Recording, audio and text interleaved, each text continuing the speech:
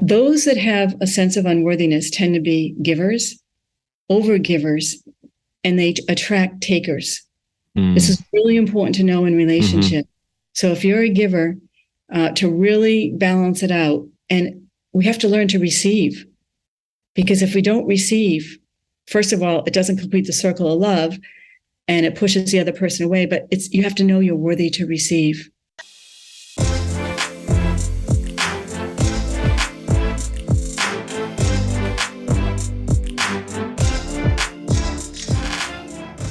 Our guest today is an intuitive coach, gifted wordsmith, and an inspiring teacher who has been leading clients through transformation for more than 20 years. She's also the author of 2 books, Cancer as a Love Story, Developing the Mindset for Living, and also To Hell and Back, Healing Your Way Through Transition.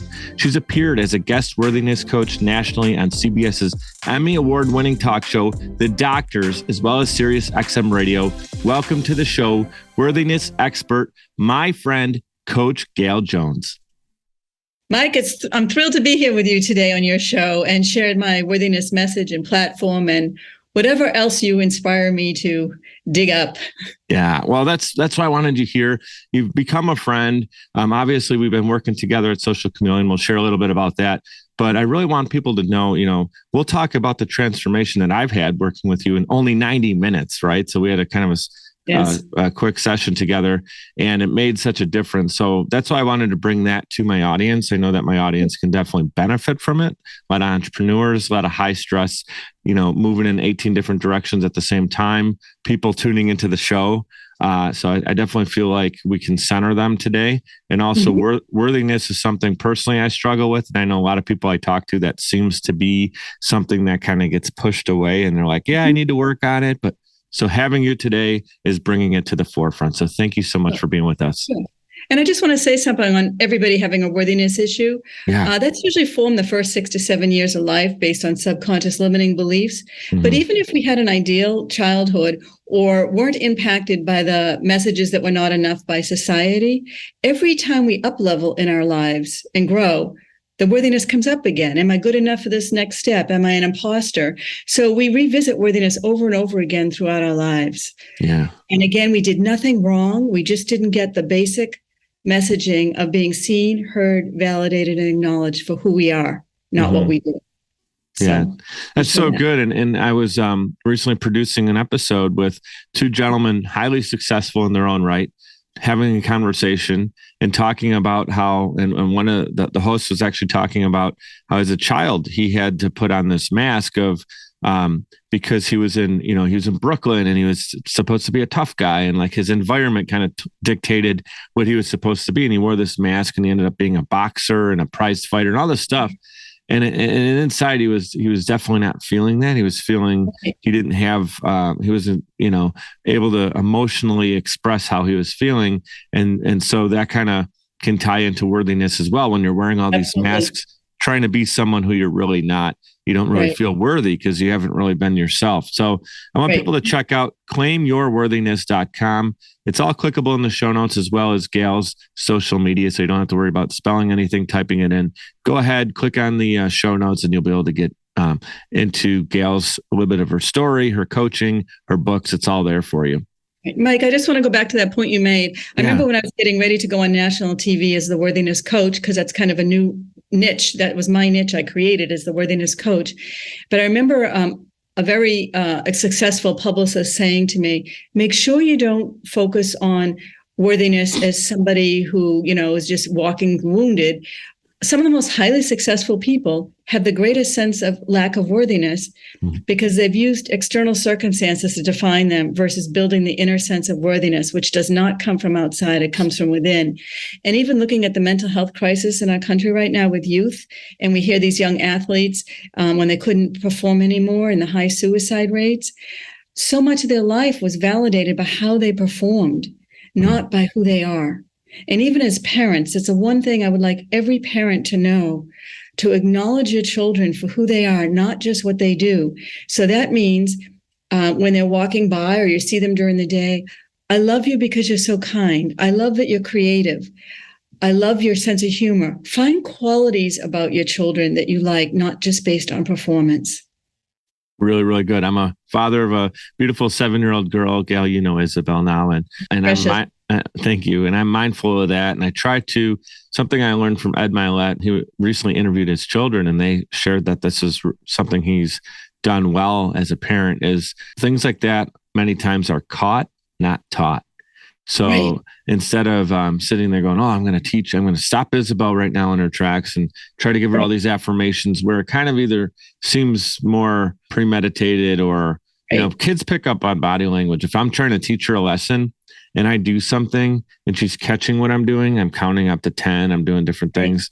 She'll catch that. She'll learn that through watching me. But then if I say, what's 10 plus 9? And she's not in school mode in her head, she gets frustrated. She's like, Dad, we're playing dolls right now. We're not, we're not doing math. And she gets mad. But if in the story, I incorporate it and we learn that, hey, we got a field trip with your Barbies and they're all hopping in the Barbie bus and they're, we need 19 kids, at the front door. They only allow 20 in plus the chaperone.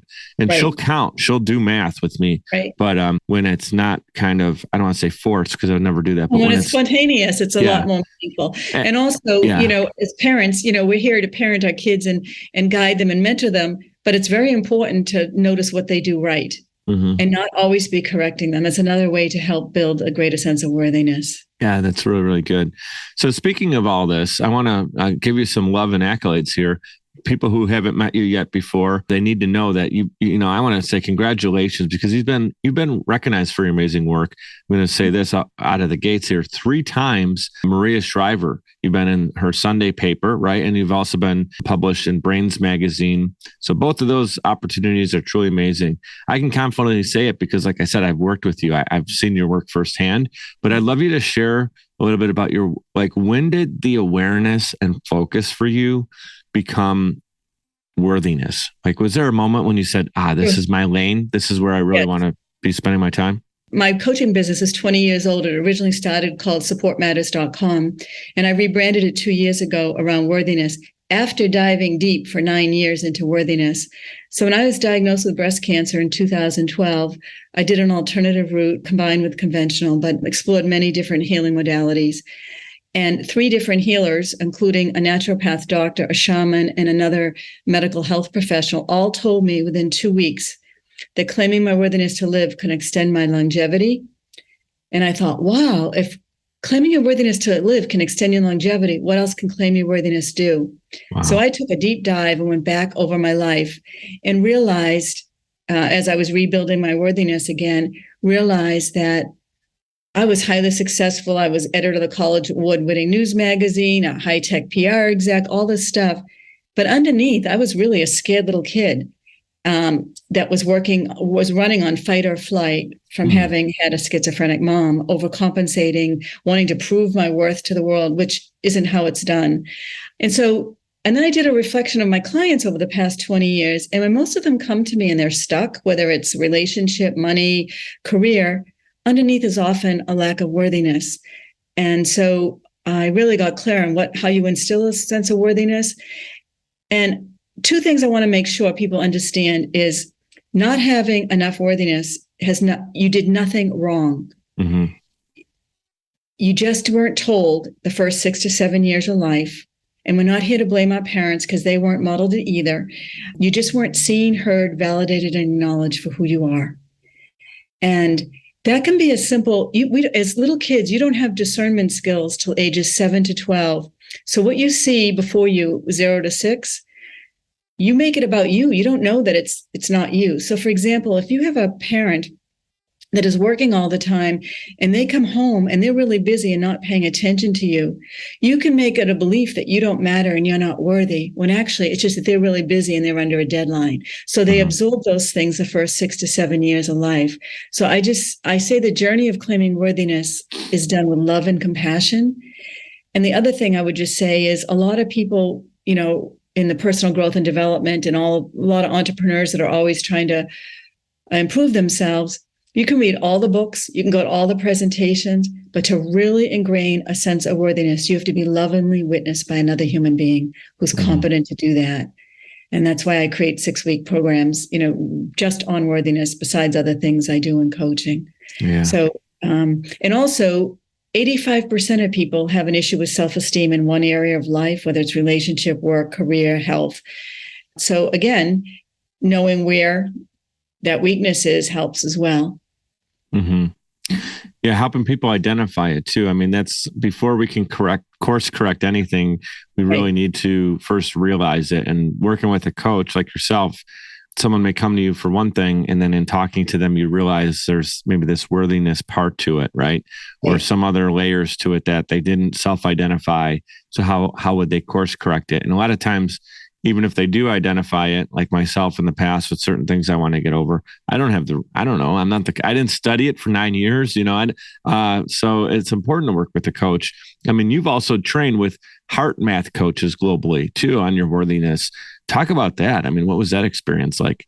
I was hired by HeartMath UK to train 250 of their coaches on my signature presentation, which is called The Journey to the Heart of Worthiness. And what's really cool about that, and I'd like to talk more about this today too, is I did live EFT, emotional freedom technique, which is a tool I use, which I had used with you. Mm-hmm. And it was really profound what happened online, globally, when all these people were tapping together. And so a lot of those coaches were trained in my platform, and then they were able to train their clients.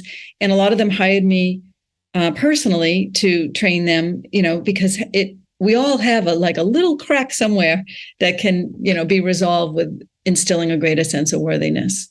Yeah. And I want to say too, guys, everybody tuning in, thank you first of all, for being with us on YouTube or Apple, Spotify, wherever you're tuning in today. iHeartRadio, since talking about our heart, right? Let's give a shout out to iHeart.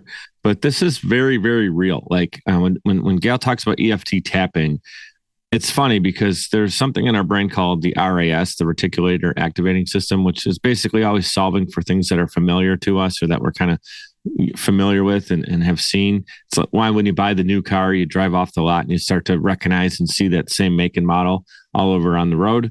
And EFT is something that on other podcasts that I've been tuning into for quite some time came up a couple times. And then I met Gail and she talks about EFT and I'm like, okay, I got to know more about this because my RAS is buzzing right now. So, and I want to say it was one of the most transformational experiences that I've ever had was that EFT session again. And my stress levels before and after were polarizing. So, I mean, in the 90 minutes we spent together, you really, through that practice, again, EFT is emotional freedom technique, correct? Right. So I want to stress a couple of things about this too. You can go online and Google EFT. You can download scripts.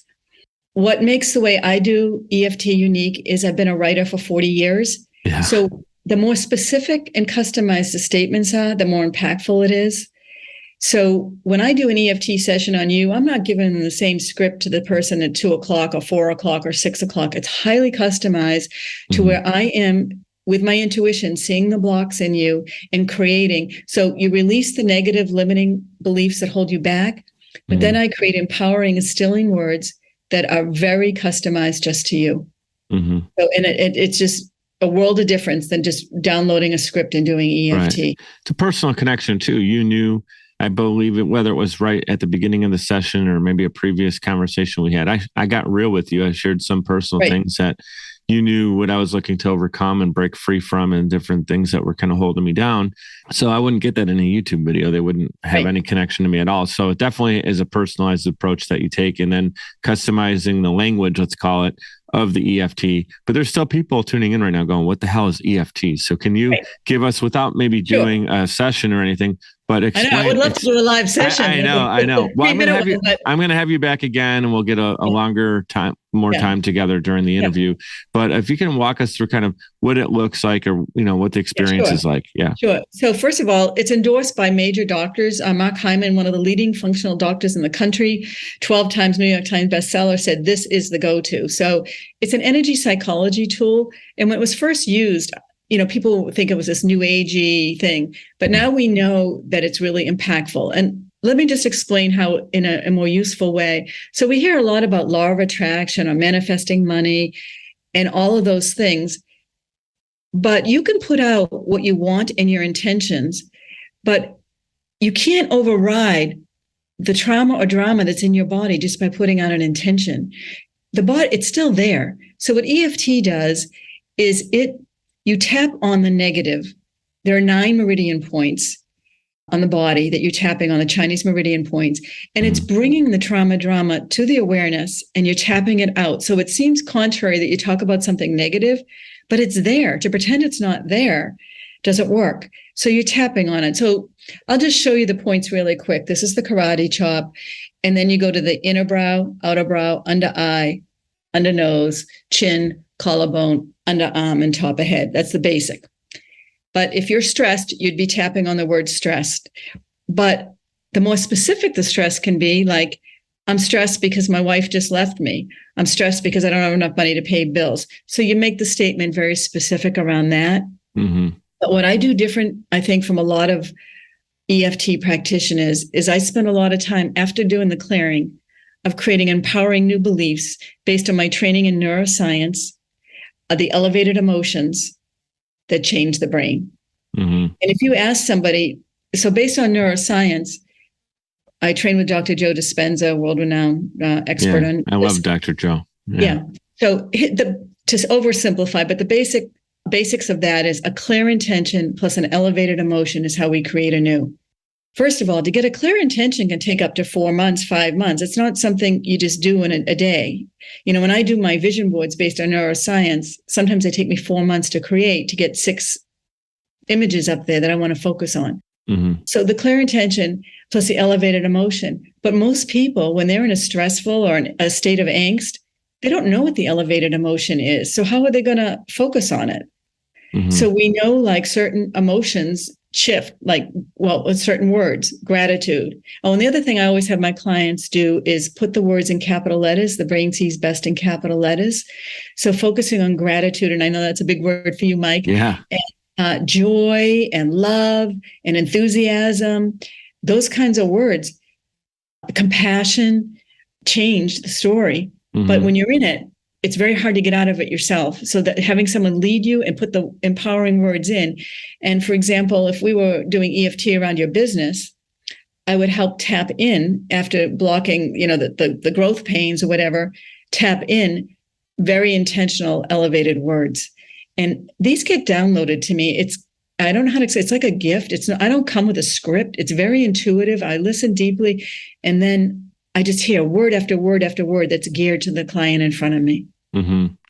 Yeah, you do a great job. You're a great listener. Great coaches are amazing listeners, and you have that gift. But you have the gift of not just listening, but then downloading, like you said, and then turning it around into meaningful work with your client. So it's not, something that would be a bad situation for coaches, that they get all this information, they don't know what to do with it. You quickly take it, turn it around, and are turning it into like live practice with your clients right away. So I've experienced it. Again, I want anybody who, this isn't an infomercial necessarily. I don't like to do that on the show, but I am saying if somebody right now feels, wow, I need this, reach out to Gail, connect with me if you're not connected with Gail, and I'll get you in touch with Gail. But this is a very real thing that works. And something you said that I want to make sure we don't just run past is, you kind of talk out the negative. Mm-hmm. You said it kind of seems counterintuitive in coaching to focus on negative, because we usually say don't focus on that and focus on the positive. But it's almost like, this may be over dramatic, but it's like attacking the beast, right? And you have to acknowledge it before you can take it down. Pretending it's not there isn't going to help anybody. It's still there. So you're actually coming at it. And you're like, I see you, where you're hiding, you're inside, you're holding me down. You got the shackles on. We're coming after you. We're going to tap this thing out. It's almost like it's coming out of you. It kind of feels like it is coming out of you. Yeah. You're releasing it from the body. So the one thing I would tell people is the next 24 to 48 hours, it's really important to drink a lot of water. Mm-hmm. It is being released from the body. And the other thing is that you see the shifts right away, because when you start EFT, like say we do stress on a scale of 0 to 10, how stressed are you? We tap until we get it to 3 or under. Yeah. And underneath each of those rounds of tapping, there's another layer often. Like you think you're stressed about your job, but it could be you're stressed about something that happened when you were 7 years old. I get to that. So I get to that in each session. So it's released from your body, and there's a sense of freedom and a lightness, and pretty quickly. I felt it. It's very real. The thing is that now I need to do is go one step further, is not have it be a once a month thing. Have it be daily or where it's just like going to the gym. So basically I got like this great workout in, man, I felt juiced up. I felt so good. And then life happened. And guess what? All these new things came into the cracks of myself. So I definitely will be working with you more closely on that and doing something that could be more repetitive over time and kind of have it as like a maintenance program opposed to kind of like letting it build up and then we got to like attack the dinosaur. Like taking and just another thing, because this is part of coaching too. Like my coaching packages are usually 6 weeks, 3 months, but people that have worked with me, I will say, when you get triggered, call me, because a trigger is where the gift is. And that's when we'll do an EFT too, like in between or like after we've finished a coaching program. Yeah.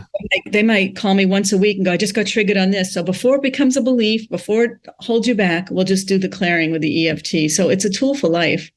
It's really good. It's like anything before the pain can become, I just made this up. It sounds good. Before the pain can become a stain. Never heard of that before, but that's true. Like if you just let it sit there on the carpet, it's in your soul, it'll stain. But someone's feeling like, oh no, there's this damage, and you're like, let me come in there, get it out of there before it can leave a mark, and we don't even. Excellent. So that's really good. We do have to take a quick time out. We're going to give our sponsors some love here. 2 minutes. We'll be right back with Gail. Podcasting is a great way to engage with your audience and stay consistently relevant. The only problem is you don't have the time or desire to produce your own show. You simply want it done for you, and that's where Social Chameleon comes in. All you need to do is press record and upload the files. We'll handle the rest. From planning, production, post-production, distribution, and digital marketing, we have you covered. We realize that times are tough and funds are tight, and Social Chameleon believes in building supportive business relationships. By clicking on the link in this promo, we'll provide you 7 free podcasting tips to get started, as well as a free 30-minute online consultation. This is the perfect opportunity for entrepreneurs, keynote speakers, industry experts, influencers, and anybody who has a personal brand. With Social Chameleon, we help you build a brand that is out of this world. We're ready and waiting, so what are you waiting for? Click on the link to get started today. Hey guys, it's Mike. I'd like to give a proper shout out to Navigator Bookkeeping. Look, for a long time, I ran my business without really understanding the full financial picture. I used my gut and my bank account balance to make decisions, which led to some poor choices and constant stress over my business's finances. I knew something needed to change. At the beginning of 2021, I made a decision that helped pave a more clear path for my business. I started working with Navigator Bookkeeping. Since then, my bookkeeping has been handled for me. I now understand the full financial story of my business, making important financial decisions much easier now, and it helps me plan for where my business is going. I highly recommend giving Navigator Bookkeeping an opportunity to help your business. Check them out at navigatingyourbooks.com. Again, that's navigatingyourbooks.com. It's time to know the full financial story of your business.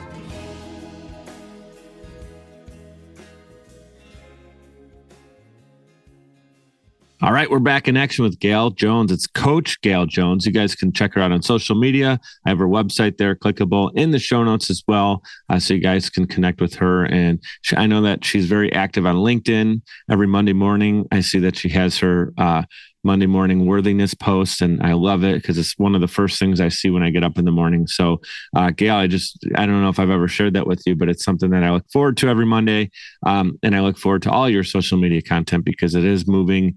You don't post to post because you feel like, oh, it's Tuesday, I got to do this. It's Monday, I got to do this. You do it with purpose, and I really appreciate you. Thank you.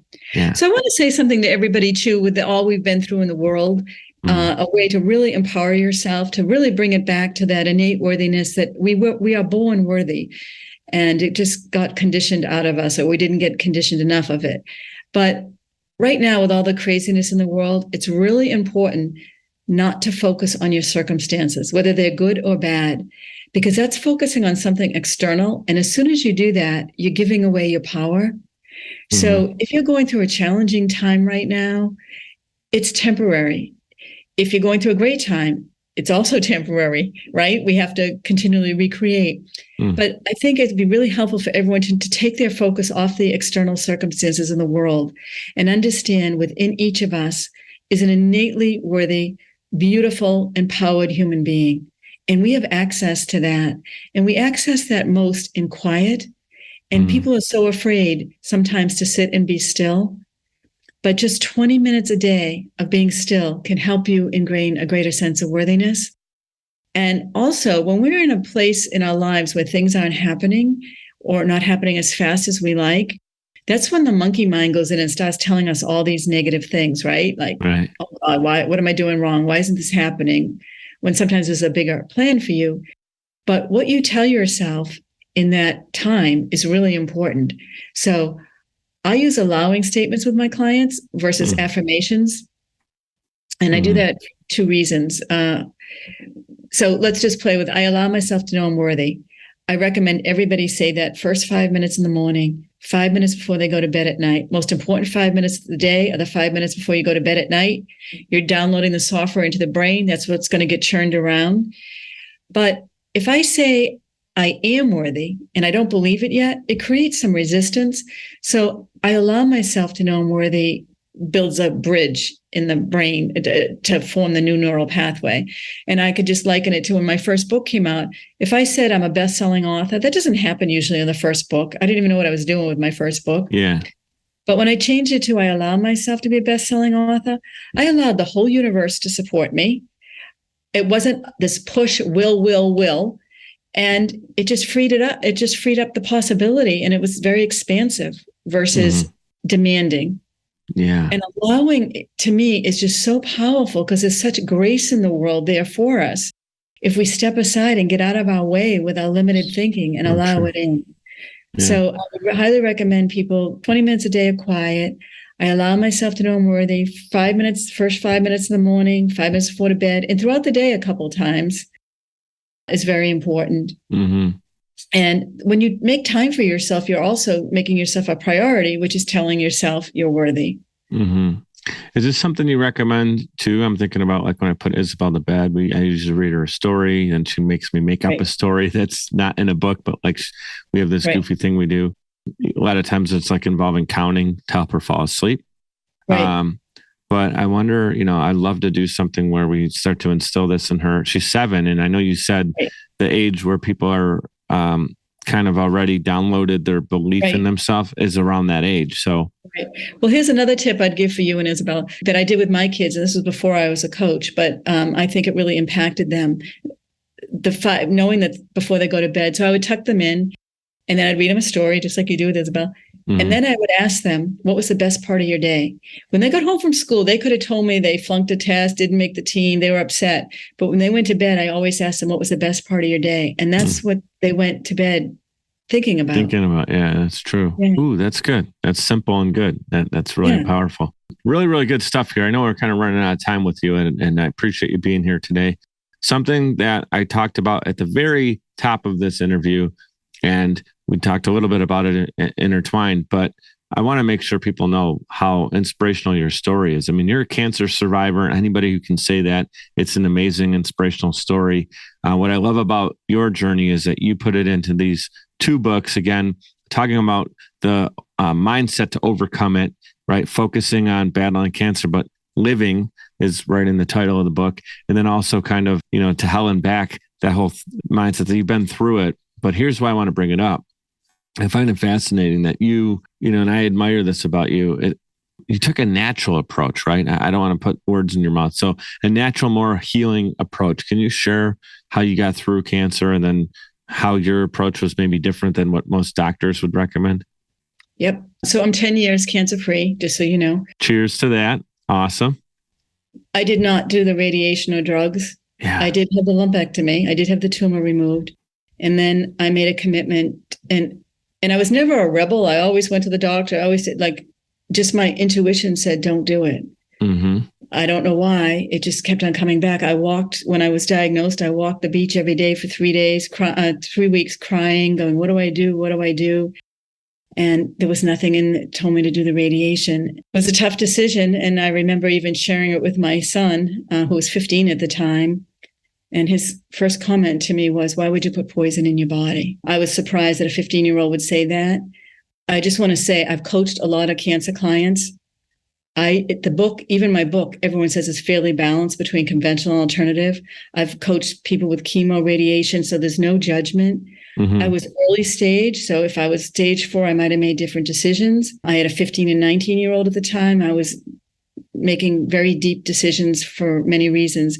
So my path was, I went to Arizona for 3.5 years to finish my book, Cancer is a Love Story. It was a 5-year mm-hmm. journey.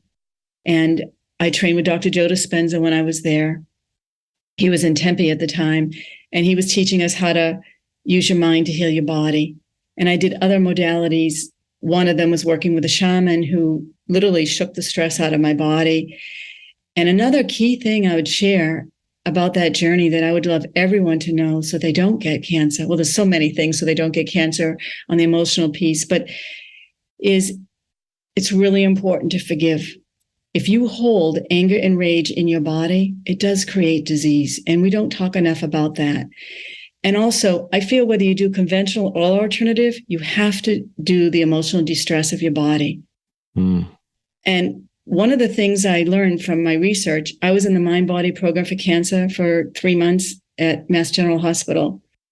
And I was interviewing the patients, the participants for my book. They gave me permission. I was working on my book at the time. But one of the trends they were seeing, and my second opinion breast surgeon told me this as well, is that the 3 years before a woman is diagnosed with breast cancer are often off the charts stressful years. So if I look at the 3 years before I was diagnosed, it was a recession in 2008.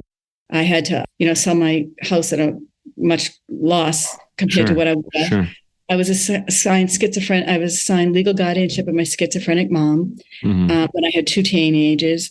And there was some other financial crisis. Like on the scale of 0 to 10, I had all the 10 stressors. But everybody I interviewed said the same thing. The 3 years before, they were elder care and child care, so they were the sandwich generation. So it's really important when you get in those stressful states to not wait, to deal with the stress in the moment. And again, I'll just go back. I didn't know EFT back then. EFT is a beautiful tool to stop the stress from accumulating. And the other thing is, one of the biggest things I had to learn was to say no. A lot of people that get cancer are in the helping professions, teachers, nurses, and a lot of givers. Mm-hmm. And learning to say no and make yourself a priority.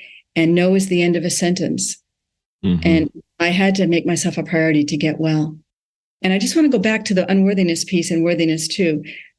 Those that have a sense of unworthiness tend to be givers, over-givers, and they attract takers. This is really important to know in relationship. So if you're a giver, to really balance it out, and we have to learn to receive. Because if we don't receive, first of all, it doesn't complete the circle of love, and it pushes the other person away, but you have to know you're worthy to receive. Wow. That I've done over 150 episodes, and that one really hits me as a dagger. And thinking about people that I love in my life, I think of my mother, I think of myself and others that have kind of a, yes, I want to help mentality. My mom just doesn't say no to anybody. A neighbor can show up and be like, I'm going to Florida for 2 weeks. Can you watch my dogs? And she'd be like, sure. Just because she's got this like, yeah, I want to help out. And then she realizes, oh, maybe that was kind of a big thing I just committed to. And I've learned that from her. But I haven't really thought about the circle of love that you just talked about. Never heard it identified like that, of being able to receive. And we receive when we feel we're worthy of it, not worthy of it. Like, yes, give me my love now. I've earned it. No. But like worthy is like, I'm ready to receive it. And I feel I am worthy to receive your love. Right. So your mantra might be, I allow myself to know I'm worthy to receive. Yeah. And then what I tell people when we're creating a new belief and the worthiness piece, but is to track evidence of it. So if you write down, I allow myself to know I'm worthy to receive, and you say it, and receive is in capital letters, remember, track evidence daily of receiving. And receiving can be simple. It could be you're in the grocery store line and somebody says, oh, you go first. Instead of saying, no, thanks, say, oh, thank you, I'm in a hurry. Or just, oh, thank you. But track evidence, first of all, track evidence of worthiness every day, knowing that you're worthy. And then at the specific areas that you're not worthy in, track evidence of that. So for you, I would recommend you track receiving. Yeah, this is so good. Well, we're going to follow up with this personally one-on-one. I'm going to have you back on the show again. I know we only have a couple minutes. We both have other interviews and places, but I want whatever you wanted to I just wrap want to up go back with, to the cancer healing journey too. I totally changed my diet, went to a plant-based diet. I exercise, I hike all the time. Cancer can't survive in a well-oxygenated body. Yeah. So I became an avid hiker, which I wasn't before, and I love it. Yeah. I had a whole another part of this interview I wanted to do, talking about your health. And I love seeing you hiking and you're biking and you're out there doing it. And that inspires me too. I just have a quick question. I know we literally have like one more minute together. Is when you did all this naturally, right? And obviously you were able to cure it or get through your cancer. Did you have a doctor checkup moment where they were just looking at you like you were almost like it was a miracle, really?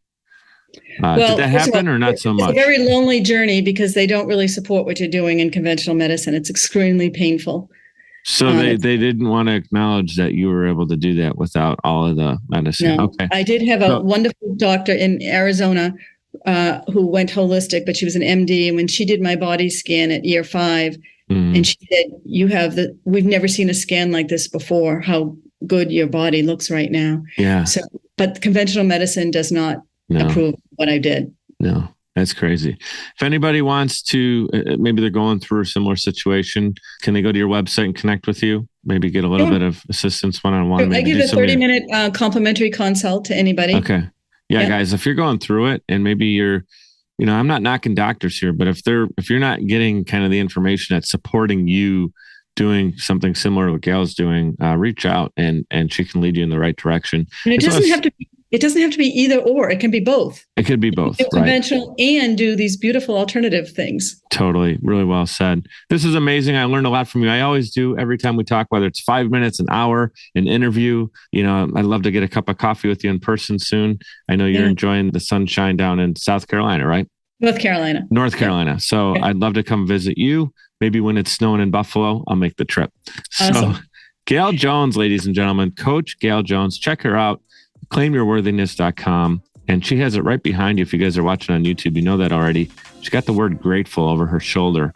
And I always end every episode with this: be great and be grateful. Thank you so much for your time today. Thank you, Mike. It was great being with you today. I'd like to give a huge shout out to everyone for tuning in, especially those who listen all the way to the end to hear this message. Seriously, I appreciate you, and my guests do as well. Giving a quick reminder to subscribe to this show. It's completely free and will allow you to receive notifications when new episodes are released. If you'd like to provide a tip as a gift, you can do so via patreon.com/mikedup. It's spelled MIKED up. Patreon.com/mikedup. You can give as little as $1 per month or as much as you'd like. Every dollar is greatly appreciated and completely unexpected. Appreciate your reviews and your messages coming in on social as well. Keep them coming. Your feedback is valuable and absolutely means the world to me. You can check out more episodes and content at mikeduppodcast.com. We're powered by Social Chameleon. You can also follow me on Instagram. That's where I'm the most active, and it's at Mike DiCioccio, MIKEDICIOCCIO. Thank you so much for your continued support. You guys know what to do. Be great and be grateful.